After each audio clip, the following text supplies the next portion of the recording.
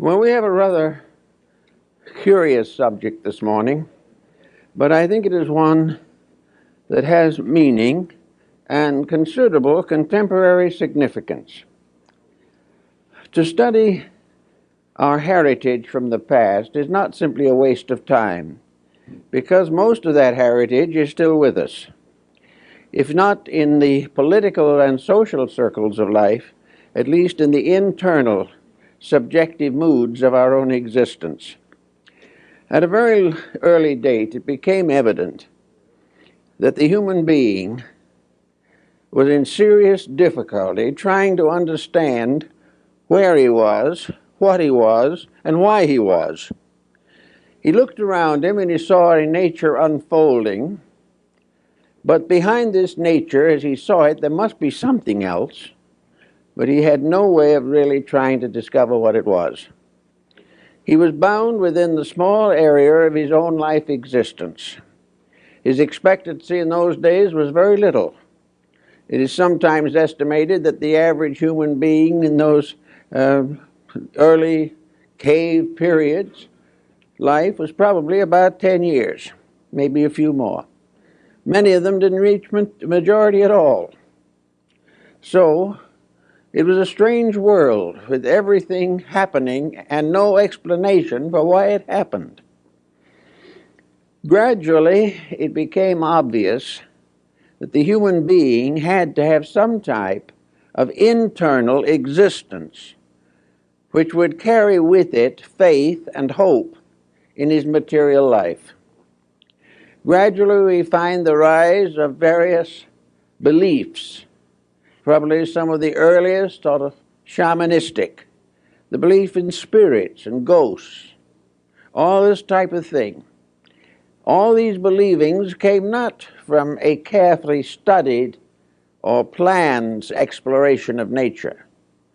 They came from a desperation of an individual or group of individuals struggling desperately for hope, to escape from loneliness, to no longer be an isolated creature in an unknown world.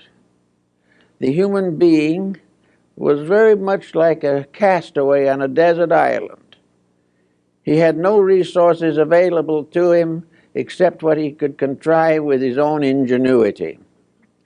As time went on, there was inevitably a demand for some type of organized faith. Faith in realities that were not visible. But how was the primitive man going to analyze invisible realities? How is modern man going to analyze them? Actually, it all seems to have arisen within the person himself. The desperate need resulted in a kind of solution, a solution that was sufficient for the moment, and which it was always hoped would be improved and perfected in the course of time. This temporary solution is still the answer that we have to use. For with all our progress, with all our skills, with all our intellectualism, the individual is still lonely. He is still comparatively helpless in a world infinitely too great for him. Now he not only has to combat nature or adjust to its circumstances, but he must try to survive the complex situation set up by human nature in this little thing we call the earth. So altogether, our beginnings of faith, hope, and love lie in the desperate need for something that was superior to self, something that was stronger than we are, some ever-present help in time of trouble. Trouble was common, help was scarce. The individual went through countless miseries and misfortunes, but there had to be some hope, something to sustain the struggling creature in its long evolutionary path. There came up, of course, shamanism, which we find among the American Indians, the medicine priest with the rattle and the spells and the incantations, and with second sight and mysteries, who worked with the sick and gave hope of recovery. Then in other parts of the world, other types of help gradually evolved. But these different forms had their foundation in the human demand for hope. And the only way he could find hope, apparently, was through a strange contrivance with familiar and apparently hopeless elements. The American Indian in the Southwest, for instance, was very much concerned with creating charms, various good luck symbols, protective symbols. And yet he had no way of knowing, really, what would protect him, or where he would find anything that was sufficient. So he made a move that has become universal. He said, here is a pretty little pebble. Here is another pretty little pebble. These little petals and stones and flowers and so forth are pretty. They're nice. But in themselves, they can't do any particular good to us. But now comes magic. If we took two of these objects and put them together and tied them with sinew and painted something on them, they suddenly became medicine. Magic was bestowed upon a combination of factors, where it was not regarded as existing in the separate elements themselves. As a result of this, it gradually dawned on the human being that almost any combination of circumstances which he could contrive, if brought together, had a new meaning, a meaning that might contribute to his own survival. We know also that in most ancient peoples, there arose a class of medicine priests, of sacerdotal spiritual leaders. These became the foster parents of humanity. The simple people depended upon these leaders for hope. And it became obvious that for some mysterious reason, these leaders produced remarkable results. These people, these medicine priests, apparently performed miraculous cures. And even today, on some of the Indian reservations, white people in trouble sneak over the border and try to get an Indian medicine man to help them. They have more faith in him than they have in their own physician. Now, these problems perhaps are well explained in the Bible, where we find the definite statement that faith has helped to make us whole. Something to believe in, something that has hope, is a source of physical help. It helps us recover from mental ailments, from emotional stress, and from physical disease. Faith is a tremendously healing power, the only answer we have to the destructive force of fear. So from faith came a great development of beliefs and ideals. These were not always provable or demonstrable, but that was not important. It wasn't whether or not you could scientifically sustain them. The real answer was that people accepted them, believed in them, deposited in them hope for the future, faith in the power of something to protect. As time went on and religions and philosophies became more complicated, it was inevitable that effort should be made to rationalize faith, to bring it under the control of reason. It was apparent that if the mind supported the faith, it was stronger. And so we have all kinds of philosophies, mysticisms, esotericisms, and every type of intellectual interpretation of natural phenomena. We have it today. But today we are in a little difficulty. Knowing that faith basically is the very cornerstone of survival, we find that many forms of knowledge, particularly scientific knowledge, exist largely to destroy faith. They want to take away from us the belief in those very invisible principles upon which we have learned to depend for peace of soul and peace of mind and peace of heart. So in this confusion, a great many persons have lost their spiritual orientation. They have lost their ability to accept the fact that there is a universal good, a universal reality, that life is purposed, that there are reasons for things.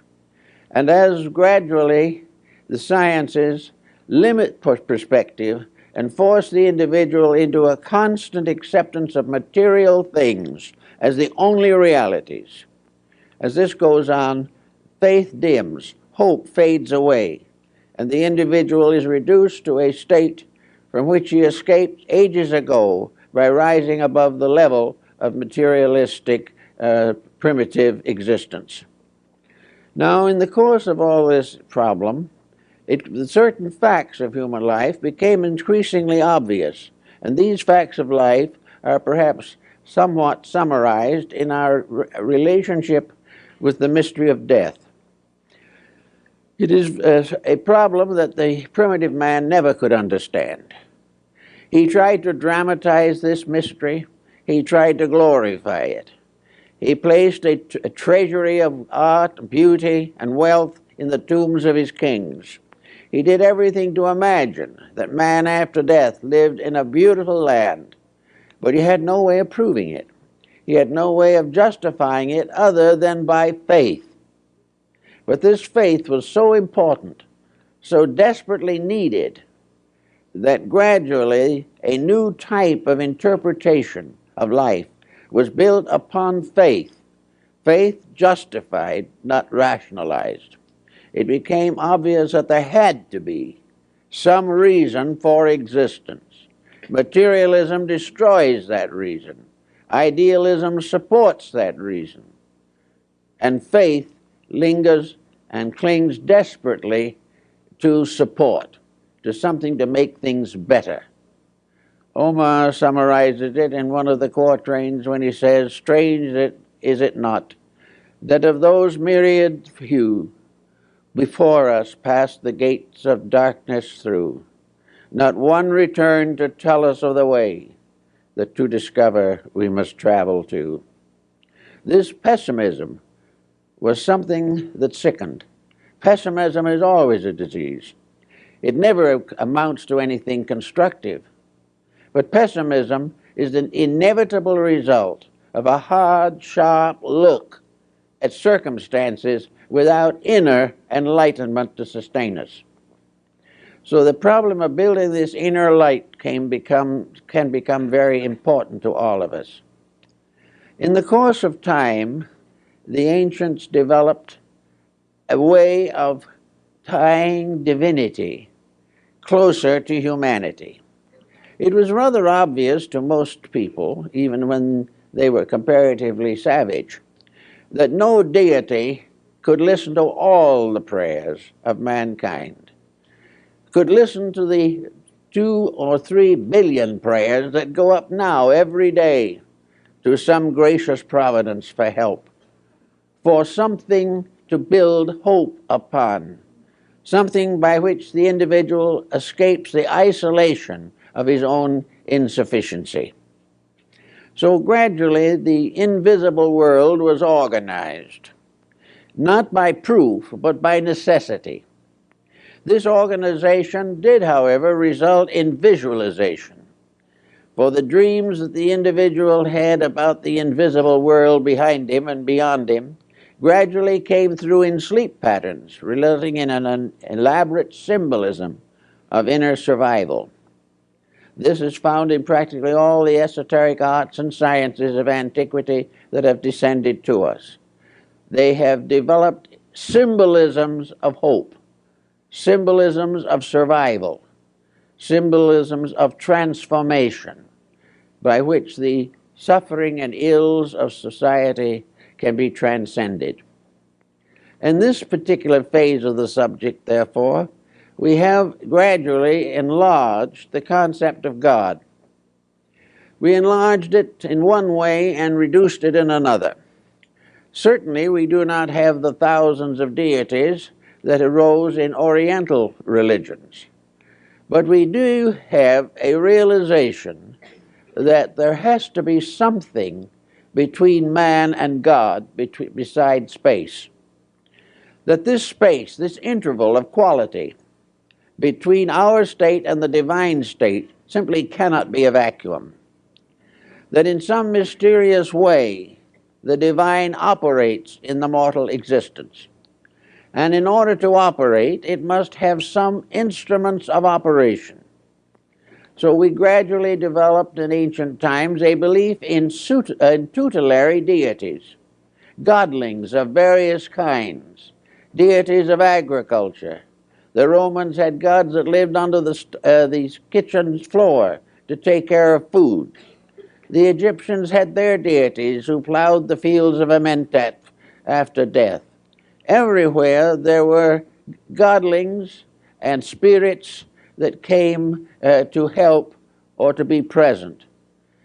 Folklore is loaded with these concepts. Where did they come from? They were not really simply projects of imagination. They were the visualizations of hope, of faith, of the realization of a need, and an inner conviction that there must be somewhere something to meet that need. Now we're talking about long ago, but we are not talking about things that no longer exist. The needs of our ancestors are still exactly the same as our own. We have made practically no progress in the area of the fulfillment of internal needs. We have gradually tried to assume that they did not exist. We have tried to limit existence to a single life. We have tried to assume that everything is accident and that all traits are hereditary. We do not have any solution to the great hunger of the human being for inner strength, for the power to meet the pressures of a world around him constantly betraying the world within him. In this emergency, we find, therefore, in every major religion of the world, a development of intervening deities, beings of various qualities that existed between the final ultimate theology and the common mortal life of man. In Christian philosophy and religion, these have generally been called angels or archangels. They were messengers of the divine. These, as messengers, became very important. They brought the legends and mysteries of faiths necessary to the fulfillment of spiritual realities. There also arose the negative counterpart of these. For as the messengers came from above to bring light to man, so below human beings rose to high degrees of spiritual development, and saints and heroes began to intercede for human beings before the throne of deity. So a network of intercessions was created, a network of hope finally more or less justified by a network of speculations. Now, as time went on, these speculations became more and more firmly established in the human mind, until in many instances these are no longer speculations. They are now traditional facts that have come to us through the wisdom of our ancestors. Now, maybe these facts are more factual than we like to realize, because actually our best instrument to discover the facts of things must lie within ourselves. It is our own insight that is the nearest to truth that we can ever have. We can't find this truth out in the desert somewhere unless it stimulates insight. Unless something comes from within ourselves, the larger work cannot be perfected. In some cases, we have the rise of various orders of deities, such as those which we find among the American Indians again. And even now, in their religious rites and rituals, the Ketchinas come from the mountains. And the human being wearing a mask and with certain ritualistic accompaniments is considered to be a temporary god. And this faith is still held firmly in the American Southwest. It is held in Asia among the shamanism of Mongolia. It is still held in many parts of the East, even among highly civilized and highly skeptical peoples. The belief, the realization of the mask cult is very strong and probably will be for a long time to come. I remember when I was up in the northern end of India towards Darjeeling, that a group of Tibetan dancers came down to give a performance for the strange visitors from afar. Among the dancers was a little boy, probably 5 or 6 years old. Everybody loved that little boy. He was so charming and had such a quaint way of living and thinking, and wore the cutest clothes imaginable. He was like a doll to most of the people who saw him, who came from outside of India. Then came the time for the dance, and the little boy put on a mask with a grimacing face on it and decked himself out with some regalia and started to join the dancers. And in the course of the dance, this little fellow danced over towards the visitors, the tourists. They immediately scattered and hid. The moment the mask was on him, those who knew the little boy were still afraid of him. This is a subconscious situation that apparently we have not been able to cure even now. So the masks appear in Egypt, in the temple rituals. They appear in the dramas of Greece. They appear in the dances and mysteries of Tibet, Mongolia, and Bhutan. They are still used in Japan and China. They are found among the Incas. They were a part of the regalia of the Aztecs and the people of Central America. Masked dancers and costume dancers are still found in many parts of Europe. The whole situation is that with the change of perspective, where something that isn't normal or common is introduced, immediately there are strange inner acceptances. Something happens, and the individual is no longer oriented to the materialism which has gradually crept into his nature.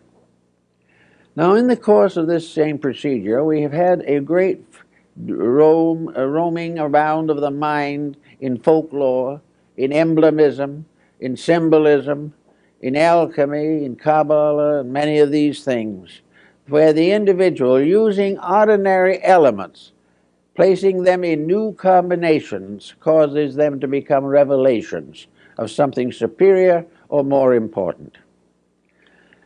Now, in the midst of all of this, we come to the classic Greeks. And in the classic case, of course, the most outstanding example of something is the spirit guide of Socrates. Socrates had a spirit that was born with him, according to his own statements. And this spirit was called a daimon.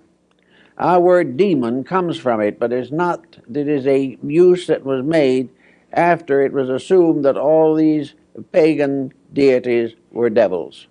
Actually, the daemon was not an evil spirit, but a friend, a guide, and a counselor. And wherever Socrates was in danger or difficulty, his spirit came to him. The daemon or guardian appeared, and he writes about it, discusses it, and tells of the examples of its presence. When, however, the time came for Socrates to die, when it was ordered that he take the hemlock and die of poisoning, he says that his spirit left him weeping. The spirit was no longer with him. Iamblichus, in his study of the mysteries of the Egyptians and Chaldeans, describes in detail these familiar spirits. And gradually we find more and more discussion of them, and Paracelsus, von Hohenheim, and many of the mystics of the Middle Ages recognized them. They were also recognized by the early church, that there was something that came along and sort of protected and helped and guided and became an invisible parent to a visible orphan. not necessarily because he lost his family, but because he was an orphan as far as his inner life was concerned. He was as a child left without parent. He was alone in a world, and he needed mothering. He needed someone to lean on. He needed something to strengthen and protect him in his efforts to live a good life. And so out of this came the concept of the guardian angel. The guardian angel, according to the stories about it that have come down to us, came into birth with the person itself. The angel came and remained with the person throughout life. And then when the person died, the angel appeared to testify before the throne of deity of the virtues of the person it had protected through the years. Now, this concept was never officially part of the Catholic or early Christian church, but it was said to be of the mind of the church. That is, it was accepted. A feast day was set aside for it, and as early as in the 4th and 5th centuries, it was discussed by the early church theologians. The direct source of the concept may have been the various nymphs and spirits of the Greeks. Also, the various guardian spirits and beings that protected the Egyptian living and dead. The direct form of it seems to have originated in Chaldea or Babylon. But there is no religion in the world of any importance today that does not have angels. They are found on the Buddhist monuments and in the beautiful Buddhist paintings and in the various statuary. They are found in China, in India, in Burma. They were very important in Persia. They occur frequently in the literature of the Orthodox Jewish faith. They are part of the Christian story, and they find them arising wherever the human being has been in the urgent need of help. They are a very essential part of the basic philosophy of Islam. So everywhere there are the beliefs in these beings. Beliefs that there are beings that can help and can stay with the individual throughout life. These invisible beings are sort of guardians, protectors. They are foster parents. They are the proof beyond all doubt that the human being is never left without guardianship and without love. These beings are a kind of mysterious benefactors. Sometimes they are regarded as having come from some great heights beyond human understanding. In the Christian and Jewish concepts, the angels are represented as winged because they are constantly able to travel inconceivable distances to fulfill the needs and missions. They are also bringers of annunciations. They are revealers of great spiritual happenings. They are the sources of visions and all kinds of spiritual experiences. The artists of the Renaissance and earlier have made some magnificent paintings of the guardian angels and of the angels of the presence. And the ancient countries believed that they had angels that guarded their countries. And it was long believed in the Jewish people that Michael, the archangel, was the guardian of Israel. All these different beliefs finally came down to a problem of seeking some form of rational explanation for them. To have a belief that goes all over the world, accepted by some of the world's finest minds, that is not provable or demonstrable in terms of fact is always a difficult situation to face. And yet it has not interfered markedly with the belief in these beautiful beings who are the particular custodians of the divine love, sharing it with mortality and bringing it into the world. The Egyptians gave us some psychological clues to this situation, And also we can come down now to the physical problems of today to see if we can understand the psychology behind this particular situation. Perhaps best expressed by one of the mystics of Europe, namely that where there is a great necessity, that it must be filled. It must occur if it is necessary. And where there is a great need for some form of spiritual security, it is certain that nature bestows it. The only thing is we are not quite wise enough or not open enough to understand what is actually happening. But here today we are in a world of lonely people. People who are losing faith in themselves, losing faith in their society. Fear is becoming one of the most common of all emotions. We are more lonely perhaps than any time in the last 2,000 years. But we remember the journey of man as described by Plotinus, where he said, life is a journey of the lonely to that which is alone. In other words, the individual goes to that which is the final supreme end of all existence, deity. And that deity in a strange way is also alone, having nothing to depend upon except its own internal eternity.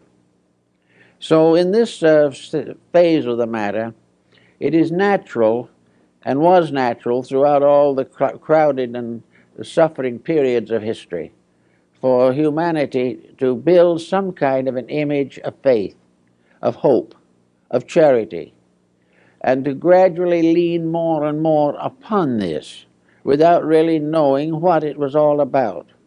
And the proof of the existence of the guardian angel did come to a great many people. It came in strange ways.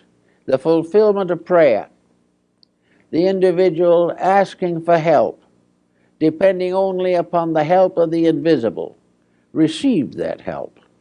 And as a result, it seemed inevitable that all this faith was real, that all these hopes and prayers and divine expectations were part of a divine plan and not a mirage arising in the human mind itself.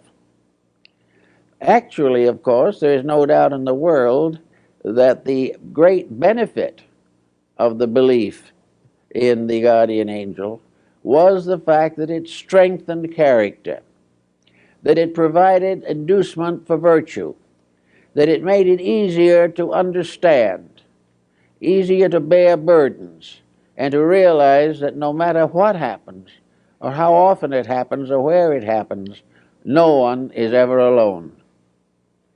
We are never less alone than when alone, according to one of the poets. So this fact that we are not alone perhaps changes the entire destiny of many individuals. They suddenly feel themselves to have a strength that is not their own, a strength that is supported by a divine edict, by a divine presence, by something like an invisible mother or father that walks with them, that stays with them all through life. This comes up also, of course, in our Medist Buddhism, where the pilgrim going on his journey of pilgrimage from one shrine to another wears a broad-brimmed straw or bamboo hat on which are the words that he walks with another, the another being the Buddha. So this another that is stronger than we are, and yet is with us, and is available to us night and day, anytime, anywhere, became the basis of a great deal of mystical experience. Mystical experience gradually bestowed upon this conviction dream and vision likenesses. Individuals saw these spirits. Paracelsus describes in detail all the nature spirits and the gnomes and the undines and the salamanders that ancients believed were the custodians of flowers and plants. The American Indian in the plains had his totems. He had an animal spirit that guided him. He had to go out and perform vigil and learn what animal was to protect him. And when he went in vigil and had a dream of an eagle, the eagle became his protector for the entire lifetime. And he prayed to it, and he recognized it, and he thought about it. And he knew that the strength of the eagle was his, as long as he kept the rules. Now this brings another interesting phase into the problem of the guardian angel. The effectiveness of this concept. This being that loved us would help always if we deserve it. Now this put a moral factor into the situation, which is perhaps a greater moral factor than any other that we have ever been able to conceive in the search for integrities. It is true that we believe in a large, remote way that the good life is the life that leads to salvation. But this is a very big thing, and we don't understand too much about salvation either.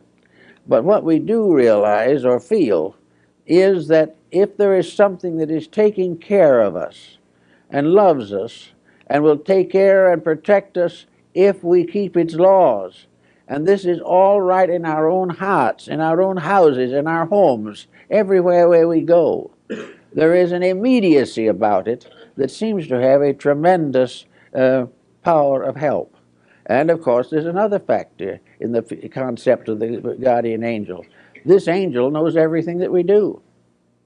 Therefore, we may think we can hide, but we can't.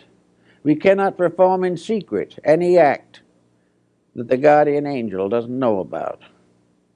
And sometimes children will actually ask the guardian angel to look the other way, but there's no proof that it does.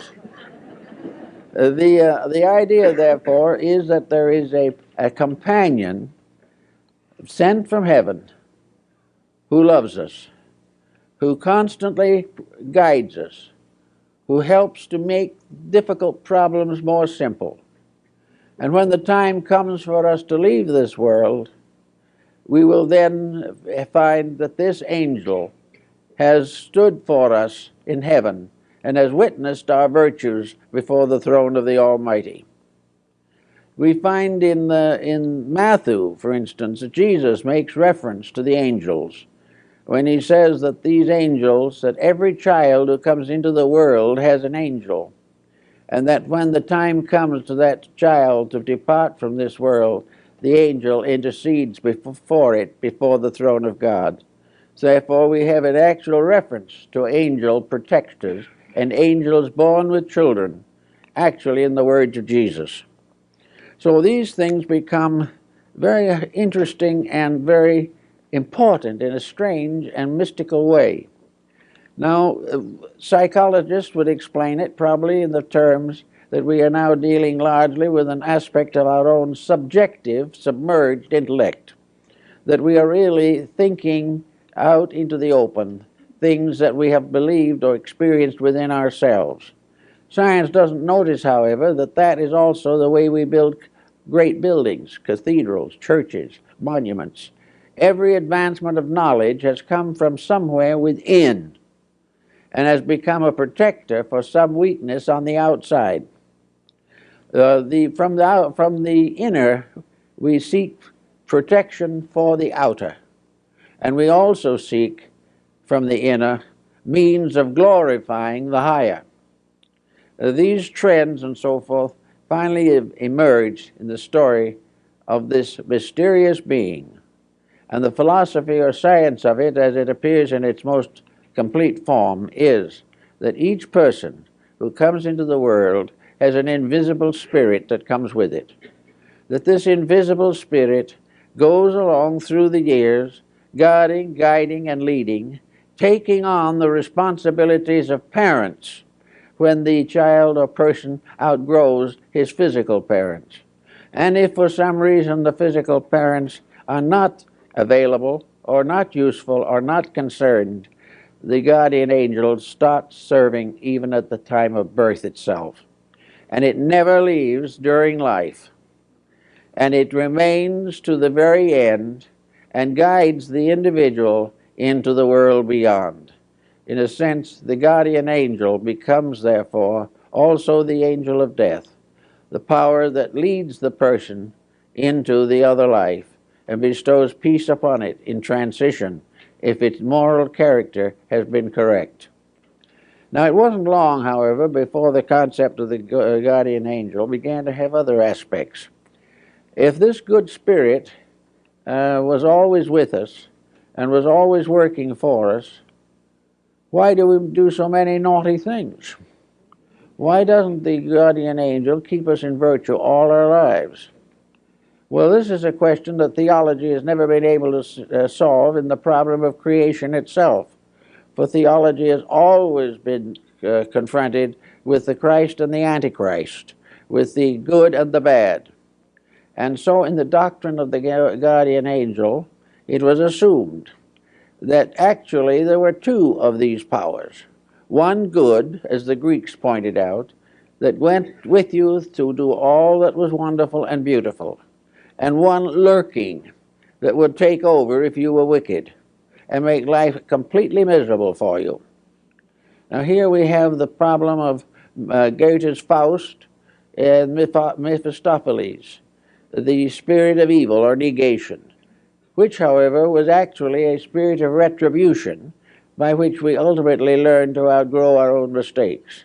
But most medieval people, and particularly in the periods when magic, sorcery, and demonology were prevalent, believed that there were two of these beings. The good spirit they called the guardian angel, and the bad spirit they called the guardian on the threshold. And the guardian on the threshold was a mysterious monstrosity which each individual had to rise above before he could pass to a better life beyond. In other words, this was more or less an embodiment of karma, the type of karma that the individual suffered from as a result of his own misdeeds. And the guardian on the threshold was in control or in command of the imperfect life if it was bad enough to deserve such punishment. And then it was the one that took over and took the life back into the material existence again and started the karmic cycle once more. But in the ancient Egyptian and Greek mysteries, there were two guardians at the pillars of the temple. One was this beautiful spirit, very often in Christian art represented as holding an anchor, and the other was the spirit of the guardian on the threshold, a more gruesome type of thing, a part animal thing, which was there to test whether or not the individual was worthy to go on to a higher life.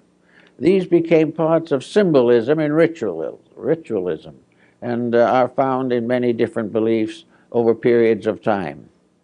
It must be fair to say, however, that the dweller on the threshold was never as popular as the guardian angel, but it was something that also played a part in man's moral life, because if good protected him, evil dishonored him. And the most important point was that death did not end either. In some mysterious way, what we are survives life on this material planet. Therefore, the idea that we could escape by becoming eternally unaware, if we would simply cease to exist, was something that the ancients couldn't contemplate without asking certain relevant questions. One was, if it is possible, or if it is inevitable, that we cease, then there is really no explanation for why we exist at all. There is no possible idea sensible to man that even in his own limited perspective he contemplates that would put a situation such as we have here and end it with oblivion. We can't imagine the long and painful years of living, the consecrations and dedications, the virtues and the vices, the values and the mistakes, that all ends in nothing. The human mind just couldn't contemplate that. It required a scientific education to be an atheist. Without that, you just can't make it. But if there is something beyond, then that something is worth thinking about. It's also worth striving to understand. And in about the early 17th century, we had the rise of a great Christian mysticism, a mysticism which was gradually secularized, but which began undoubtedly in the early church itself. In this mysticism, there were contemplations and thoughts. We had experiences such as those of Emanuel Swedenborg. We had the rise of Spiritism in many forms, and finally of spiritualism itself. All these things were man reaching for hope. During World War I, a great many families were disrupted by the loss of a loved one. Immediately, there was a rise of interest in spiritualism. Arthur Conan Doyle, Sir Oliver Lodge, and others spearheaded a revival of spiritualistic phenomena because of loss and pain, because of man trying to understand why the problems of sorrow should be brought to the earth by man's own conniving, why he should make for himself tragedy and involve others in it. So the whole problem of the guardian angel finally summarizes in man's infinite need something to help this sadness, this deprivation from which so many suffer. And this type of thing is especially noticeable probably in the older age groups. So many older people live alone. So many are disillusioned, embittered. Many live with their griefs day and night. Others try to forget everything, and always before them is a curtain, a veil, through which they must sometime pass. Without something to help in this, it is inevitable that the human estate would not be glorified. But the answer does seem to be in the realization that there is something. There is something there to protect us, something there for us to understand and to do something about. And little by little, it was introduced into the fact that in some way this guardian angel could communicate with us. He communicate with us actually, even though we couldn't see it and didn't know very much about it. We felt its guiding influence. We felt that when we were in trouble, it sort of stood by and tried to show us a way out. It was there on cases of temptation. It was there to wag its finger at us more or less reprovingly when we used bad words. Actually, there was something that was another kind of parent, something that would correct our faults, protect our virtues, and be there when most needed. So we began to think about it a little bit, and finally we gave this thing a name. And I think that probably this name problem is the key to the whole thing. We said that the guardian angel communicated with mankind through conscience, that some mysterious way conscience was a being, an entity, and that entity was constantly there to help, that somewhere in our known natures there was a realization of good and evil that was superior to dogma, theology, or the vicissitudes of an inconsistent economy. Somewhere in us there was something that said, oh, don't do it. Or on another occasion, you can't say that, it isn't true. And if you go against this guardian angel, they said that it wept. Well, conscience weeps, because sometimes conscience weeps for a lifetime over one mistake. We do not get over completely the evils that we commit or the problems that we cause for other people. And we can't hide it from the guardian angel. And how could we hide it from our own conscience? Therefore, in many ways, it would appear that the guardian angel is a symbol and an embodiment of the power of the human soul. That in the soul is something that is born with us, that with us all our lives, that God grows up with us, and after death goes on to testify to us. This sort of made a bit of sense with some of the more modern constructive psychotherapists that in a mysterious way there was something, that there is something in each individual that is better than the rest of him. It is not fair just to simply call it God. It is too abstract. It is true that God bestows life and is the final source of all. But the good life seems to come to those who make certain additional contributions to their own salvation. The good life is for those who some way find a way of truth in the midst of all these difficulties. So the conscience becomes the symbol for, as it says in Hamlet, for conscience doth make cowards of us all. Every time we outrage conscience, we suffer. Every time we go against it, we regret it. And yet, in many cases, conscience is something we would love to forget. We wish we could go against it, because it interferes with so many things that we want to do. But what are the things that it interferes with? We now realize more and more that the things it interferes with are things that we should not do. And that the idea that it is simply a disciplinarian for no good reason, that it is a tyrant, simply cannot be sustained. It is also true that conscience is forever growing in a mysterious way, or appears to be. Whether it is actually growing is not so certain. Perhaps it is manifesting itself a little more all the time.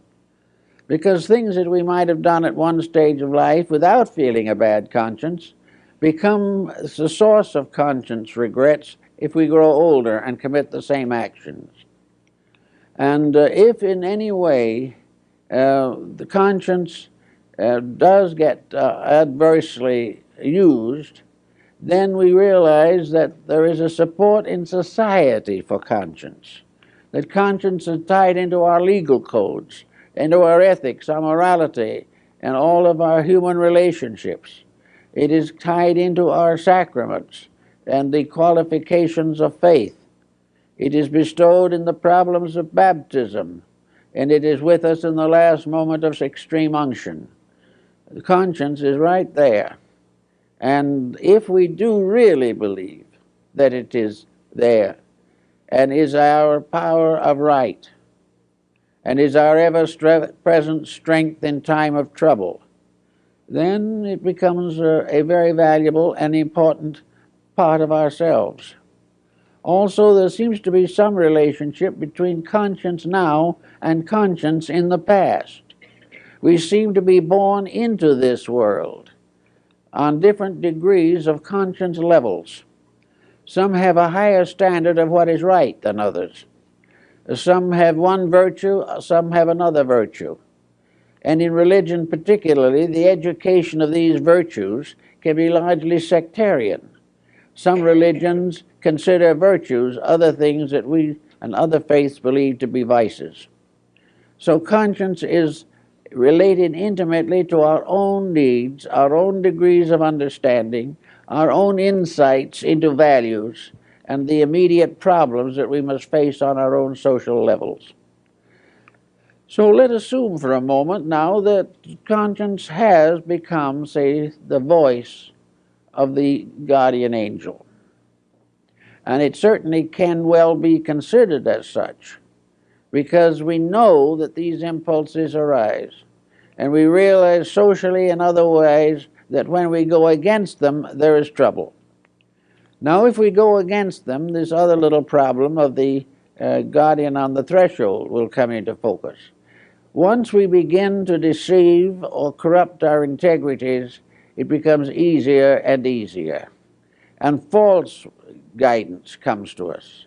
A false guidance which is largely the result of the pressure from the outside, so that we divide between the guardian angel and the guardian on the threshold in this way, that one, the guardian angel, represents the descent of spiritual grace. The other, the guardian on the threshold, is a false concept or false standard of integrity that is built upon the contamination by worldliness. So one is a contamination and the other is a regeneration. The contamination part becomes more and more common. But as we watch around us, we see that it is always a spirit of decline. It is always something that is destroying rather than helping. We realize how war destroys, how crime destroys, how degeneracy destroys. And we know that the appetites to these things do not originate in God, nor do they originate in the good angel or the guardian angel. They are the testimonies of the external sensory perceptions in cases where the individual has never learned to control himself. They represent the pressures of the animal instincts which still lurk within the human constitution. So it all sums up now to one general conclusion, that at least in part, the guardian angel is a symbol of the human soul. The soul itself is that power of good which determines our integrities, which guides us and leads us through the issues of life. The soul is something that we can all depend upon.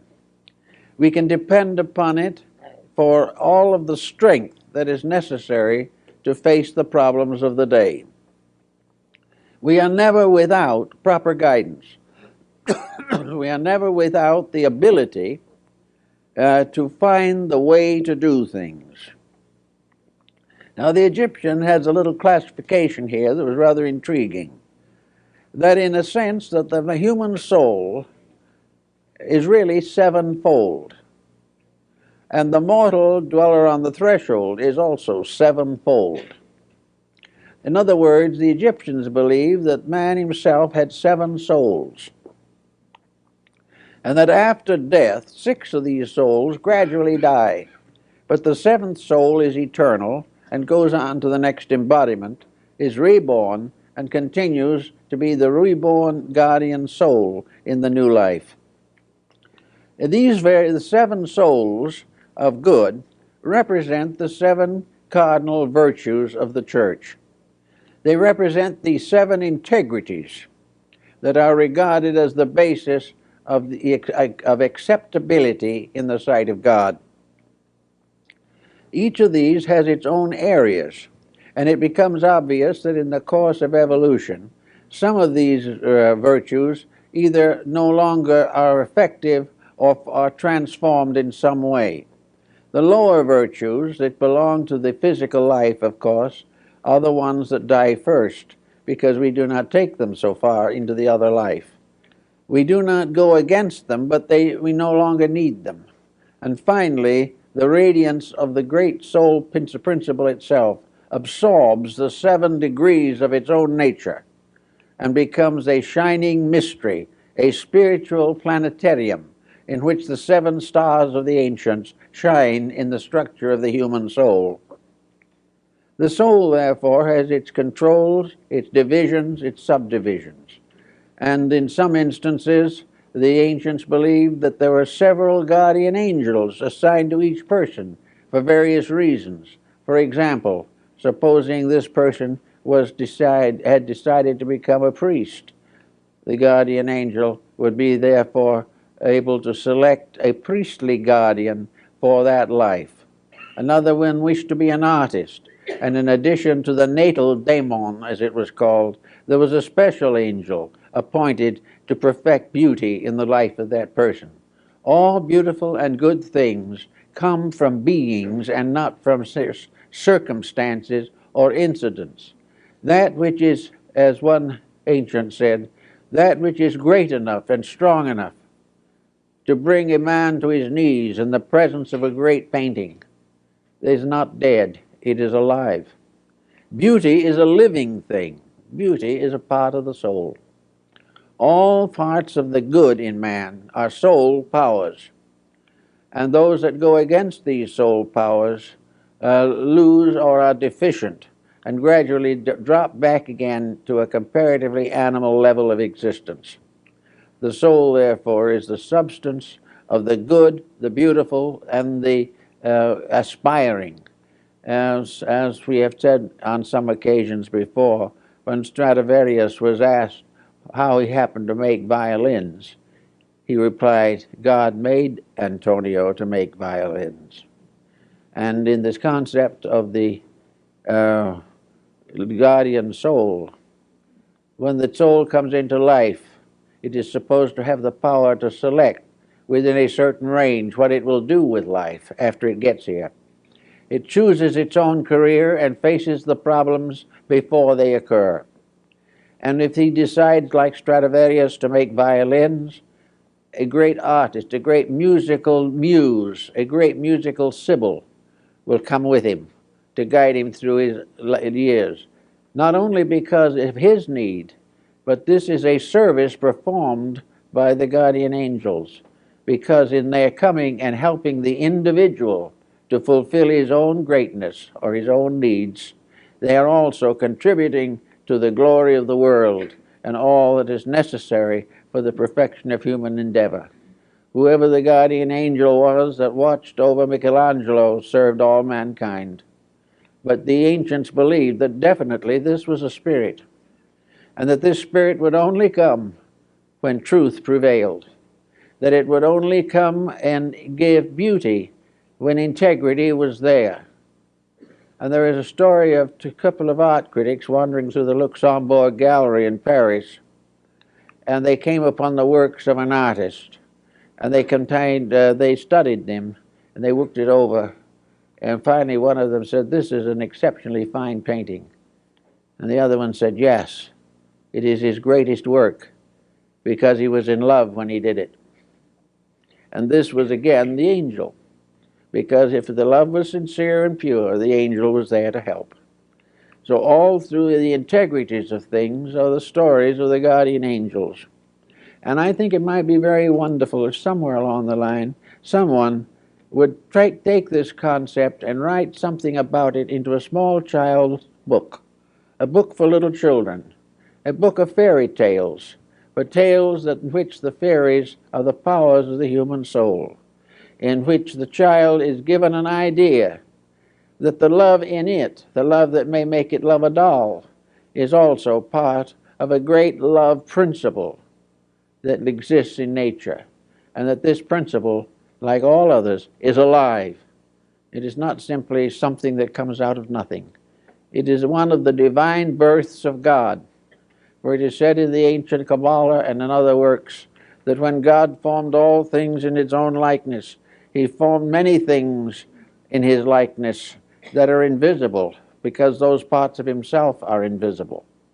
But that everything in the world, whether it is visible or invisible, has conscience, has laws, has principles. Sometimes these principles are revealed only by the stratifications of a tree or the fission of a gem. Sometimes they are in the mother love of the tiger for its cubs. Whatever it is, but it is part of a universal process that overshadows the physical concerns of life. Now, at this season of the year, we are coming towards a season especially sacred to over 1 billion human beings. This season is one in which the concept of the guardian angel may be most interesting, for nearly always the Annunciation was represented as bestowed or communicated by the angel Gabriel. Actually, the vision of what was to come, the divine message, comes to us not from the outside, but through the inner part of our own nature. And the soul is definitely the link between the invisible causes of things and their visible consequences. The soul, if studied scientifically, may be a problem in vibration. The vibrations of things tell their virtues and their vices. Therefore, if a negative emotion or attitude arises, damage is done in the magnetic fields of the human body. We are all living on vibration in one form or another. We may call it energy, we may call it vitality, but actually vibration is the source of our lives. It maintains everything that can possibly happen.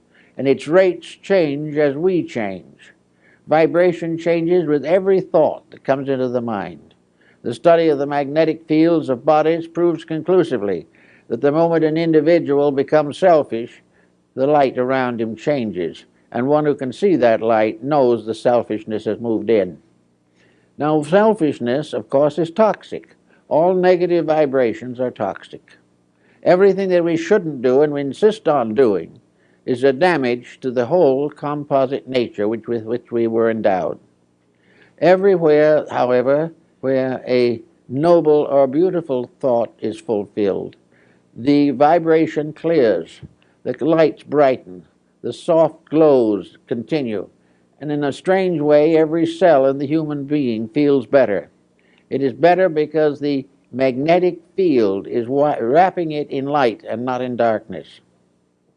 So it is the right of every creature and every being to improve for the sake of its own peace of mind, its own health, its own success in life. And the vibrations of the guardian angel can reach out into our physical existence also. The guardian angels make us better to live with, kinder in our works. They give us more patience, understanding. They have visions of better things than we would normally contemplate. And all through the years of life, if we follow the footsteps of this spirit guide, so to say, we will achieve a great deal more. The guardian angel, of course, is not a deceased relative. It is not a spiritualistic phenomenon. It is not something that simply carries on from the other side, a continuance of this material life. This is another type of spiritism entirely. The guardian angel is part of the causal nature of existence. It is part of the infinite plan in which we live. And so if we can, on these occasions, understand this, it may help us to also appreciate more completely the wonderful season of Christmas in which we are now coming. A Christmas which is being blurred and damaged because we are not listening to the voices of conscience. We are not really trying to do what the guardian angel would have us do. Now, there's a grave question as to whether the guardian angel is much interested in prosperity or is much interested in extravagant gift-taking or making. It would not be this at all. The guardian angel's rejoicing comes with thought, with love, with sincerity, with devotion, with self-sacrifice in causes greater than ourselves. The guardian angel doesn't want us to give something we have. It wants us to give something we are. It wants us to share a life with someone or with something, to reach out and touch that which is in pain or sorrow and do something about it. The guardian angel becomes the spirit of charity, and which is just one of its attributes, one of the virtues which it represents. And everything that is beautiful, everything that is good, finally in its source becomes an aspect of this mysterious being, this power of good that lives with us, works with us, suffers with us. And there are old pictures and old symbols showing the guardian angel weeping because of the failure of the person to accept the challenge of integrity. And other countries and other parts of the world have found different ways of representing these powers, but all in all, there is not too much difference in them. They are impelling the person constantly to the accomplishment of something. It is the guardian angel that impels some people to become members of the clergy. It is the guardian angel that makes some people be parents and good members of a family. It is the guardian angel also that wants to see that the little one born into the world is born into a happy and loving family. It wants to have the parents feel its presence from within themselves. The true father and mother will be the one whose impulses and urges are those of the guardian angel, that they have accepted the guidance and guardianship of a life. All these very sensitive, gentle things belong to a way of life that's hard for us to understand. And it's also very difficult for us not to assume that these things are antique or moribund, or that they don't exist anymore, that we're not expected to do these kind of things. They all belong to the past. Well, there are a number of ways in which the past, in a strange way, was more beautiful than the present. Now, we all know that in the great evolutionary course of things, the past was necessary, that we had to leave it behind. But there is no reason why any of us at any time should leave behind anything that is good that was ever in the world. Because all this good is locked within the concept of the guardian angel. It brings with us the wisdom of the past. It gives us the insights and the moralities and the integrities of long ago. It bestows the impulses to dedications, to self-sacrifice. It creates the people like Mohandas Gandhi. It also creates the Abraham Lincolns. These are people living by virtue of the soul within them. Each one has gradually revealed out of its own life the workings of the guardian angel. And all guardian angels, when they work, transform people into guardians also. The guardian angel was the power that manifested itself in Lincoln when he became a guardian of a new way of life in this country. The guardian angel always works through service, through giving, through sharing, through contributing various virtues. In the ancient times, the people like Pythagoras had their spirits. Pythagoras was regarded as an embodiment of Apollo. He also had an attendant muse that was with him. Each of these people, according to legends, were guided by mysterious beings that accompanied them. It was a muse, or it was maybe a guardian angel, that appeared to the Emperor Julian and told him to take the purple. He only reigned for less than 2 years, but the angel told him that was his duty. Others have probably inspired men like Luther to retire into banishment and spend his life translating the Bible. But wherever there is a labor to be done, it is the progress of the soul in man that makes that labor possible. Growth comes from the soul, not from the mind or the body. And the growth that comes from the soul has always been regarded as the blessing of the guardian angel. So each person in his own way may have this wonderful being working for him and with him and by him in all of the works of life. We certainly realize that in a mysterious way, and according to the early church, when the Christian dispensation was fully established, that it gradually usurped the powers of the guardian angel. And one of the early church fathers said that the guardian angel of the whole world is now the Spirit of Jesus Christ. That the guardian angels have all given their authority to him. But on the other hand, the church admits that he works through the guardian angels also. They bow before him, but they still do his work. So there was this belief in the church, and it has continued to the present time, that man is never left without help. That even when things seem to be so bad you do not know what to do next, where tragedy seems to move in on every side, that there is not only help, but insight. Another virtue of the guardian angel is insight. Our tendency is to accept and reject without much consideration or thought. We do as we feel like doing, and we try to accept things as we feel about them and not give much attention.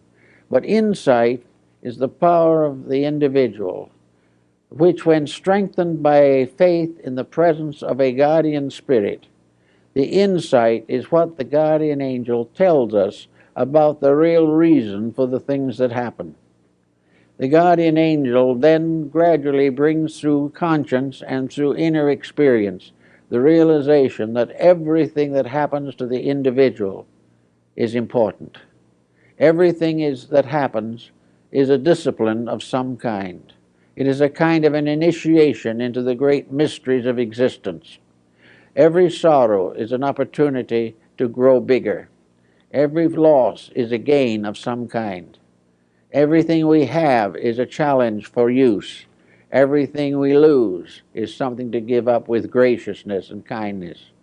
Every friend is to be cultivated. Every enemy is to be reconverted into friendship. There is nothing negative to be left unchanged, nothing that is positive to be overlooked. This becomes perhaps the greatest of all Christian disciplines. It becomes perhaps the fulfillment of the whole story that we recognize in the life of Christ. Christ represents to many people some being from God who came to protect people, to save humanity from the weaknesses of their own natures. And this process of saving is not to be fulfilled or cannot be fulfilled unless the Christ in you performs the labor. And in a sense, the guardian angels are the aspects, ministers of the Christ power in man. And they follow the commandments of the New Testament and of the Last Supper and the Sermon on the Mount. For the guardian angel tells us to keep the rules. The guardian angel says, forgive your enemy. Now, we don't have to forgive the enemy.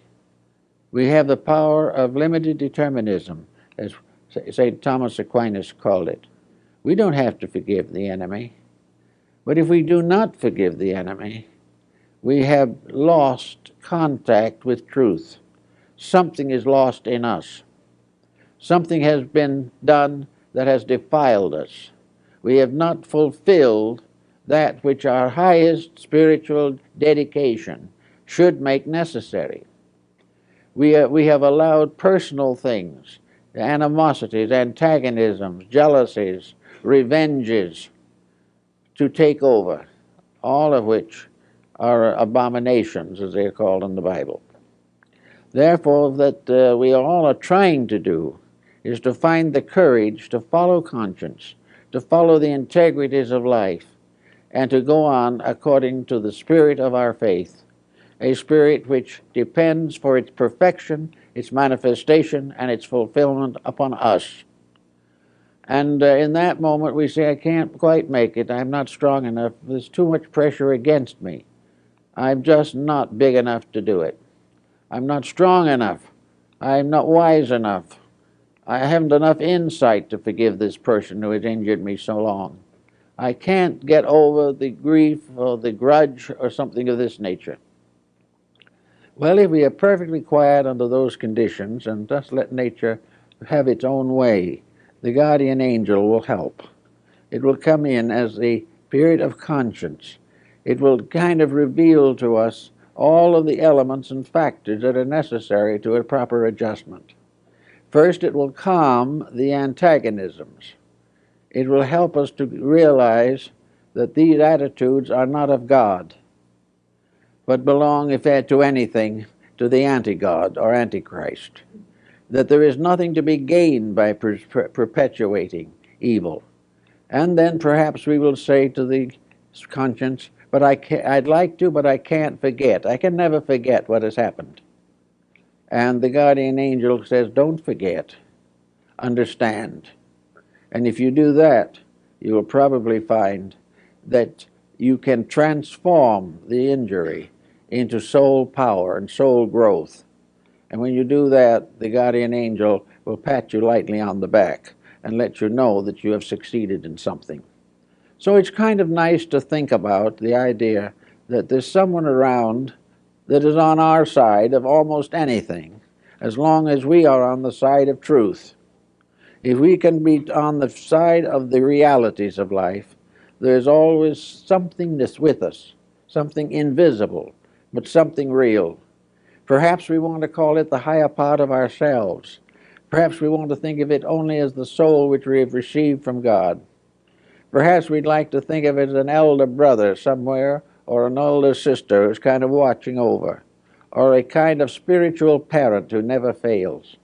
But whatever we want to consider it, the belief in a guardian angel has undoubtedly contributed a great deal to the moral growth of mankind. Whether it's demonstrable or provable or not, it is a beautiful necessity. It is something we're all better for believing, whereas doubts and negative attitudes do nothing to help. They do not give us any further strength or insight with which to labor for the perfection of our society or the advancement of our own ethics. It is therefore very good at this time to kind of try to make an acquaintance of this character in yourself. Try to find the guardian angel. All you have to do to find it is to be quiet for a moment and think a beautiful thought, and it's there. Just don't give up the attitudes of a being that is all love and is with you always, and therefore is always available to express itself in your own love for all values that are right and for all duties that need the doing. I think that's in the spirit of Christmas, and I hope it's kind of, touches things up a little bit.